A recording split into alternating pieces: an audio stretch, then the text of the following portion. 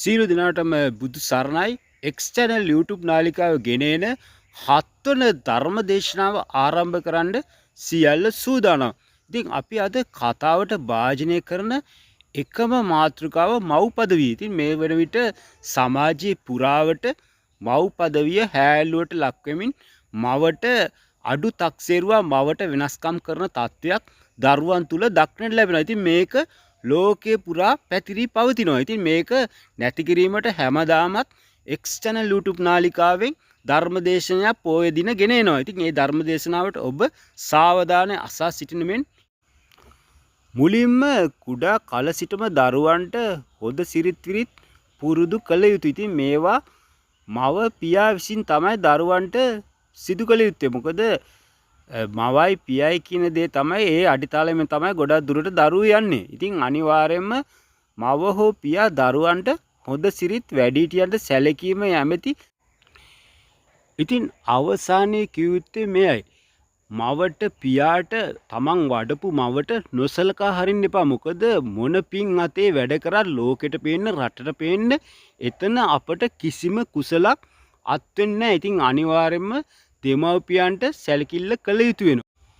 ඉතින් අද අපි කතාවට භාජනය කරන කතාවට එකතු කරන එකම වචනේ තමයි මව කියන වචනේ. මේ විදිහට සමාජයේ පුරාවට මව කියන වචනේ හැලුවට ලක් වෙමින් පවතින. ඉතින් මවට සමාජයේ පුරාවට නිසි තැන ලැබෙන්න. ඉතින් අපි gedara budun අම්මා කියලා තමයි අම්මට කියන්නේ. නමුත් මේ වුණිට සමාජයේ අම්මට නිසි තැන ලැබෙන්න. ඉතින් අපි අම්මට සලකන්නේ නැතුව ලෝකෙට පේන්න ලොකු පින් අතේ වැඩ කරනවා. නමුත් ඒ මොන පින් කරත් අපිට ඒ පින් බලේ අත් වෙන්නේ අම්මට සැලකුවේ නැත්තම්. ඉතින් බුදුරජාණන් වහන්සේ දිවසින් දුටනවා අඟුලිමාල අවසානයේ මව මරා ආනන්තර්ය පාප කර්මයකට ලක් වෙනවා කියලා. ඉතින් බුදුරජාණන් වහන්සේ ඒ අවස්ථාවේ ඒක නවතා දමන්නේ ඒකයි. මොකද මව ඝාතනය කරොත් මේ ලෝකේ ලොකුම පවට අද කතාවට ඒ වගේම ධර්මදේශනාවට භාජනය කරන එකම මාතෘකාව මව.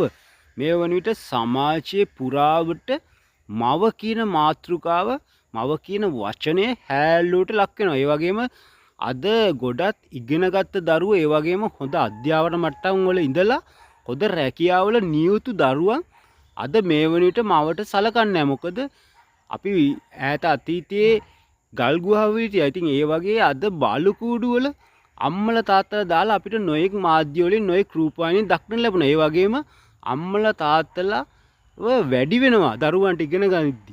ඉතින් හොඳ රැකියාවල ඉන්නකොට මදිකමත් තේරෙනවා අම්මයි තාත්තයි. ඉතින් ඒකට කරන්නේ එකම දේ අනාථ මඩම් වල අම්මයි තාත්තයි ගිහිල්ලා දානවා. ඉතින් අද මේ වන විට මව කියන තනතුර ඊ타ත්ම හැලුල් ලක්කලා. මොකද අපි මොන පින් දහම් ලෝකෙට පේන්න කරත් මවට සැලකුවේ නැත්තම් ඒ පින් අපිට කවදාවත්. ඉතින් දරුවනේ මේ ලෝකේ අම්මා තරම් දරුවන්ට ආදරණය කරන කෙනෙක් මේ මිහිපිටම ඇත්තෙම නෑ. ඉතින් අම්මට අනිවාර්යයෙන්ම ආදරේ.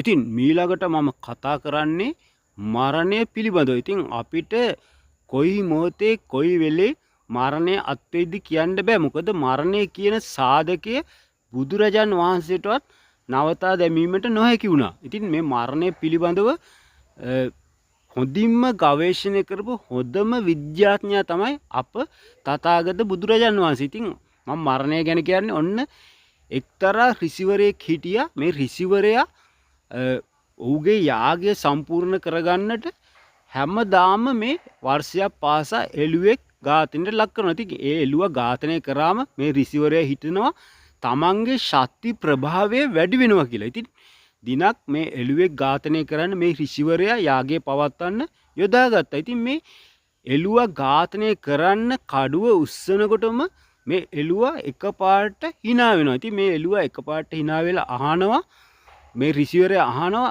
මම ඔබව ඝාතනය කරන්න හැදුවා. ඇයි ඔබ hina වෙන්නේ? ඔබ මරබියේ ඉන්න ඕන වෙලාවේ ඇයි ඔබ hina වෙන්නේ? ඉතින් මේ ඍෂිවරයාට මේ එළුවා කියනවා මමත් ඔය යාගය කරා. ඉතින් මේ ඍෂිවරයාට සියලු කරුණු කාරණා වැටහෙනවා. වැටහිලා මේ එළුවව කැලේට අතහැරලා දානවා. ඉතින් මේ එළුවා එදා රාත්‍රියේම අකුණක් ගහලා ගලක් පුපුරලා ඇවිල්ලා ගල් පතුරක් වැදිලා මේ එළුවගේ බෙල්ල කැපිලා මේ එළුව ඝාතනයට ලක් වෙනවා. ඉතින් මේකෙදි කියවෙන්නේ අපේ මරණය නැමැති සාධකයේ අපිට කවදාවත් ජීවිතෙන් අයින් කරන්න බෑ. අපිට මරණය කොයි මොහොතේ කොයි වෙලේ අත් වෙයිද කියලා අපිට හරියට කියන්න බෑ. ඉතින් අපි ඉන්නක කුසල් රැස්වීම පින්දහම් කිරීම තමයි අපි කළ යුත්තේ.